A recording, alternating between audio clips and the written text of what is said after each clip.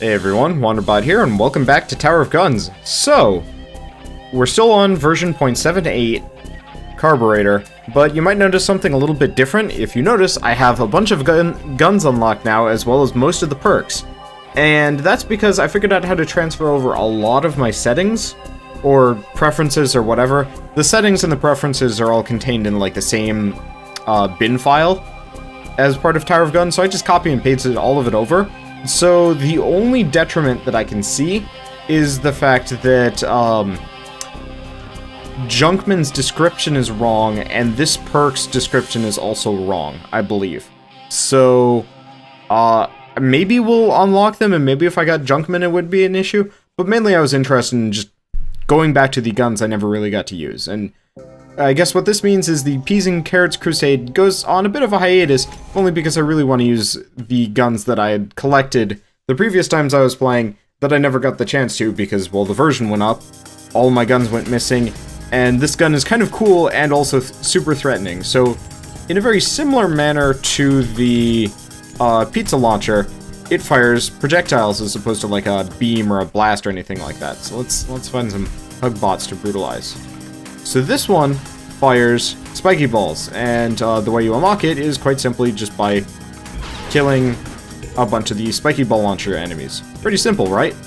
So, the one problem with projectiles in this game is they can ricochet back and hurt you. So if you're playing with this gun, be extra careful because you can actually shoot yourself in the face.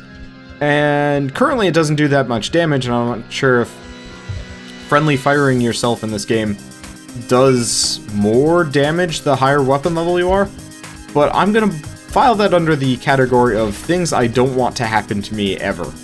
And that's pretty much how it works.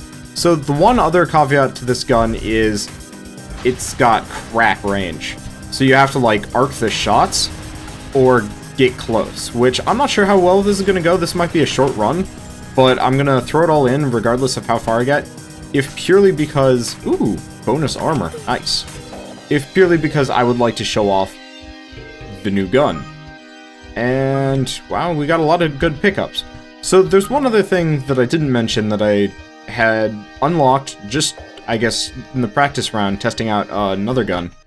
And that is the, Taco something or other. It's the perk I'm running with, and it unlocks weapon level 6. No weapons went up to level 6, and I'm kind of excited to see this new gun at weapon level 6. It's probably going to be insane, and it's probably going to murder my face purely based on ricochet. So, well, straight off the bat, it seems to do a lot of damage if you can hit the enemies with the projectiles. And that guy got stuck in a really odd location. The problem is, since the shots arc, it's not very effective at hitting enemies at long range, but if you can kind of get them up into the general area, the bouncing element to it really lets you, I guess, wreck an enemy, especially if there are, like, walls nearby, because you can actually hit an enemy multiple times with the same, I guess, not shot, but the projectile can hit the same enemy multiple times and do not increasing amounts of damage, but it stacks, and in a very convenient manner. Alright, so I hear nothing down here, so let's head back up, or not back up, let's just head up and figure out where we're gonna go. And who's going to kill us today, because since I don't have a long-range weapon, that's always a bit of a concern. So we seem to have a bunch of enemies well above us, a super cannon, and I'm right next to the boss. And since I can't really trust myself to try and go up, especially with the super cannons, we're just going in here. So what do we got? This guy. So he hurts. He hurts a lot. The trick I seem to run into with him is you have to get up close range. Problem is, the closer range I am, the more often I hit myself. So it's kind of one of those like two-edged sword type deals where that was hideously painful the entire way through, and I don't really know how to go like head to head against him long distance, because his turning radius is too he has too much of a turning radius for my slow speed, and that's kind of unfortunate. So we picked up the item Pyroclastic Jelly, which is pretty much just pop down one of those like cubes that's on fire. which, I mean, I guess is kind of okay, but the problem is, those cubes that are on fire are more likely to hit me than anybody else. Let's pick up the last couple of health things and head out. For some reason, I think he lowered the overall jump height, but I could be wrong. I just feel like I'm not jumping as high as it used to be. Also, it seems like every time you complete a level, I'm not entirely sure, like... Actually, that was pretty good par. I guess I wasn't screwing around too much. But every time you complete a level, you seem to gain a health upgrade now, which is kind of cool. I don't know if there's like a condition on it, or if it's just like a nice thing at the end of every level, just to give you that extra boost. Or, actually, I don't remember if I've turned on endless mode. No, I have not. Well, that's okay, because I've unlocked the gun that I would get via endless mode anyway, so the originally intent of endless mode is somewhat lost. Alright, so we got a lot of death and destruction kind of up there. Problem is, we really don't want to be down here, because the spiky balls will more or less just ruin our day. But maybe we can trap all the spin bots down below while I get into position to take out the turret pizza launchers. Which looks to be the case. Unfortunately, we still have a bunch of spiky ball launchers kind of growing out just above us, and I don't want to have to be like trying to arc my shots to take them out until we've kind of cleared the area. Alright. So actually, this is meaningless. Let's just kind of dodge the spiky balls, wait until the door goes down, and just GTFO because it ain't worth it. Oh, crap, this room again. So, there are a couple of rooms I really don't like. Ugh. It's a mini lantern. Fantastic. And a super cannon. Great. This more or less makes this entire side of the map largely inhospitable. So what I'm going to do is just get out, down. This is going to hurt. That hurt a lot. And, oh, it's the little explodey things. And more cannons. Wow, this section of the game just wants to kill me. Terribly. Okay, so we got a bunch of these little guys who are always a concern. Not because they're, like, wholly threatening, but sheerly because there are a lot of them and they do enough damage to hurt, and mostly they just do enough damage to take my weapon level off, even though I'm pretty much sitting at weapon level 1.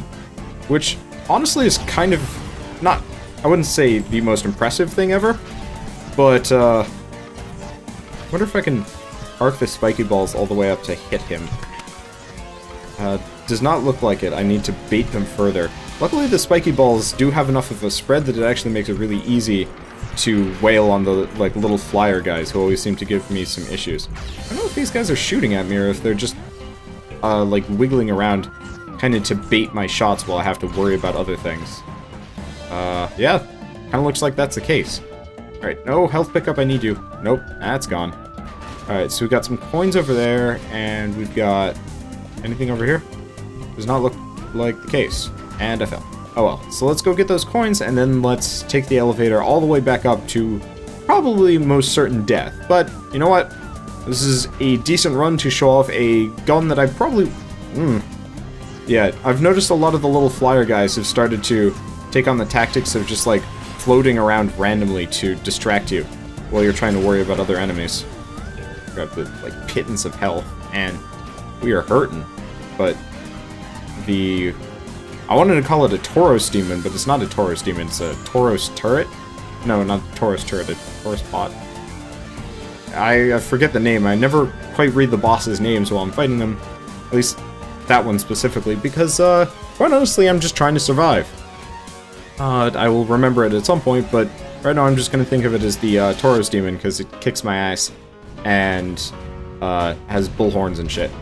Alright, so we got a bunch of guys up there. Oh, hey. This guy's actually shooting at us. That's a concern. These little guys don't seem to be, though, which is good, but I still have to keep moving. I have to... Oh, no. I have to get across those, like, massive gear things just to get anywhere useful, which is kind of frustrating. Because more or less I have to sneak by the super turret over there before it can hit me and fly. Okay, well, not quite fly. Oh, shit. I really hate these spinning gears rooms. If it's not inherently obvious, the spinning quality pretty much killed us. Sucks. Because I think there's a shop over there, too.